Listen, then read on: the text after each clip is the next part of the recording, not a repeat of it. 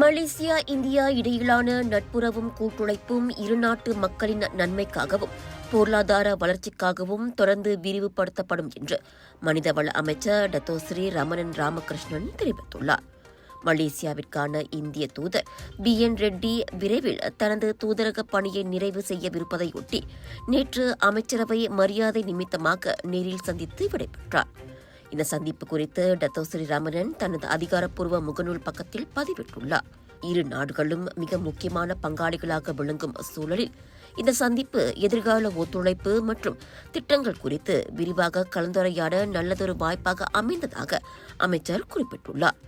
மலேசியாவும் இந்தியாவும் மிக நெருங்கிய பங்காளிகளாக இருக்கும் வேளையில் இந்த சந்திப்பு இரு நாடுகளுக்கும் இடையே வளர்ந்து வரும் எதிர்கால பரஸ்பர உறவு குறித்து பல நல்ல கருத்துக்களை பரிமாறிக்கொள்ள வழிவகுத்தது என்று ரமணன் கூறினார். மலேசியாவில் பணியாற்றிய காலத்தில் இருநாட்டு உறவை அடுத்த கட்டத்திற்கு கொண்டு செல்ல BN ரெட்டி ஆற்றிய சிறந்த பங்களிப்பிற்கும் காட்டிய அர்ப்பணிப்பிற்கும் அமைச்சர் தனது நெஞ்சார்ந்த நன்றியையும் தெரிவித்துக் கொண்டார். இந்திய தூதர் வெறும் அலுவல் ரீதியான உறவை மட்டும் பேணாமல் இரு நாடுகளுக்கும் இடையே ஆழ்ந்த மரியாதையையும் நம்பிக்கையையும் கொண்ட ஒரு நல்ல நட்பு பாலத்தையும் உருவாக்கியுள்ளார் என்றும் அவர் பாராட்டினார்.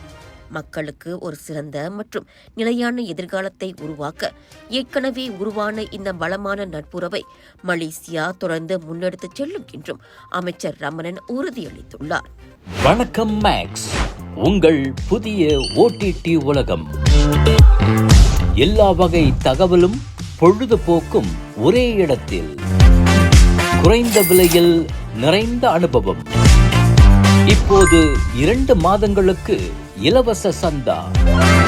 வணக்கம் மேக்ஸ், உங்கள் பொழுதுபோக்கின் புதிய முகவரி.